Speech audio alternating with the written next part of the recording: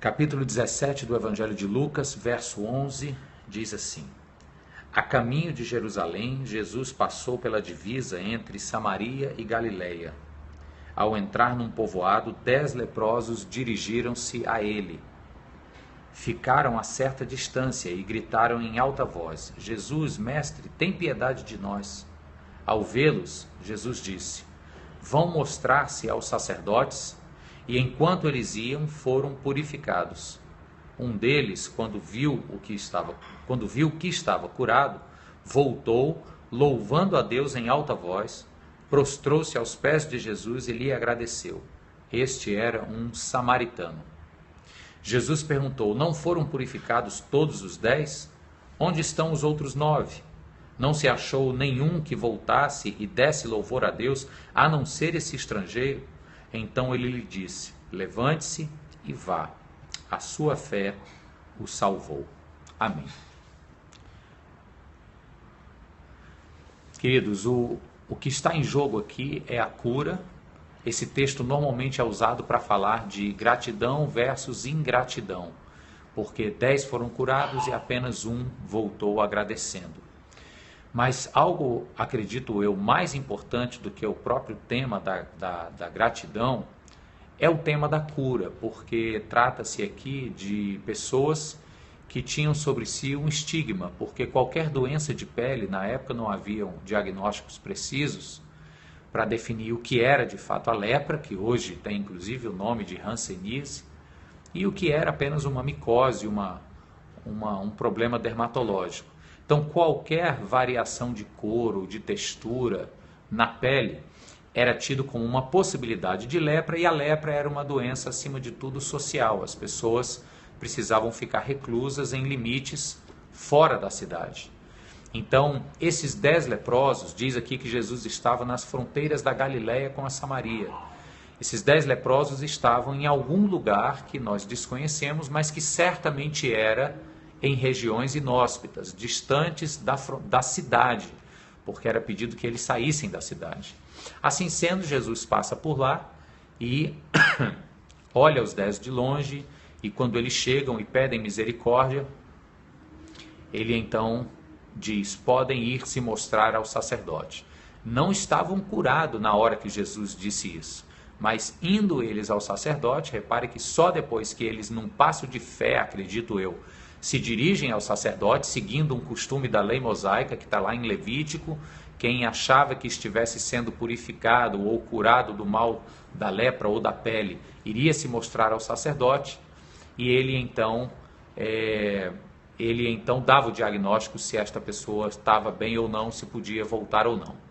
Pois bem, aí estes 10 homens saem, no caminho percebem que estão purificados. Esse é o verso 15. E a palavra lá no verso 15 é um verbo grego que se refere especificamente à restauração física.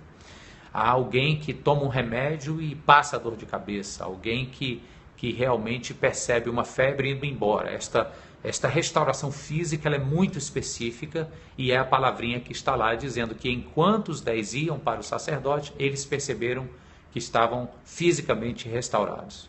Depois volta um, louva Jesus, agradece. Jesus diz: cadê os outros 9? Só você voltou. E por este gesto de fé e de adoração e de reconhecimento da restauração que Jesus havia dado à vida daquele homem, Jesus então diz: agora pode ir, porque a tua fé te salvou.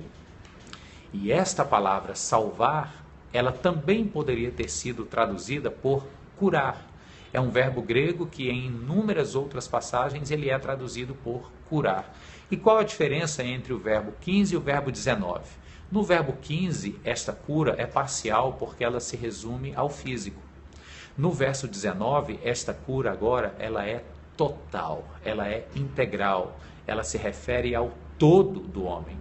Porque não só ele estava purificado do mal físico na pele, mas ele agora estava de volta ao convívio dos irmãos, porque à medida em que a lepra excluía, a cura agora o reinseria. Então era uma cura também social. Ele teria de volta os seus relacionamentos, a sua família, as suas esperanças de futuro. Mas acima de tudo, queridos, quando Jesus diz: a tua fé te salvou, ela também foi uma cura espiritual. Aquele homem que vivia distante de um relacionamento íntimo com Deus, agora tinha sido tocado pelo poder do Eterno na pessoa de Jesus. E então, pela sua fé, pela crença naquele mestre, ele foi então salvo. Essa é uma palavra para nós que conhecemos a Deus e que cremos que Deus pode curar e que enfatizamos muito a cura física, o resultado físico da intervenção divina. Alguém que tem um câncer e que precisa deste câncer extirpado, alguém que tem um mal físico severo e que precisa da restauração deste mal físico, tudo isso é legítimo, mas nem de perto é o mais importante do que Deus pode e quer fazer na sua vida. Quando Jesus diz, a tua fé te salvou, que poderia ter dito, como falou a mulher do fluxo hemorrágico, a tua fé te curou. Ele está trazendo a perspectiva de uma cura integral, que Ele quer fazer na sua vida, muito mais do que o teu mal físico. Ele quer restaurar os teus relacionamentos quebrados. Esta cura compreende o perdão, e o perdão traz cura para relacionamentos quebrados. Relacionamento quebrado com Deus, e foi o perdão de Deus em Cristo Jesus que nos curou espiritualmente. Portanto, olha só como envolve todas as dimensões do ser humano. O seu físico, as suas emoções, os seus relacionamentos, a sua relação com Deus, a sua espiritualidade. Este é o tudo ao qual o nosso tema de hoje se refere. É uma cura integral. Jesus não morreu na cruz do Calvário apenas para que você orasse pedindo que a doença fosse embora.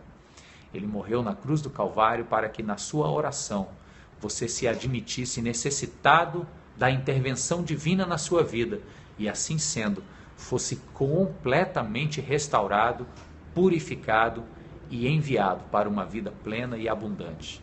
Este é o significado da cura, a cura total, a cura integral que Jesus quer fazer na sua vida. Que Ele lhe abençoe, que Ele lhe restaure, que Ele lhe apresente esta vida plena e abundante que conquistou para você no Monte Calvário.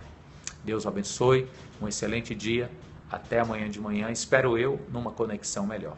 Amém.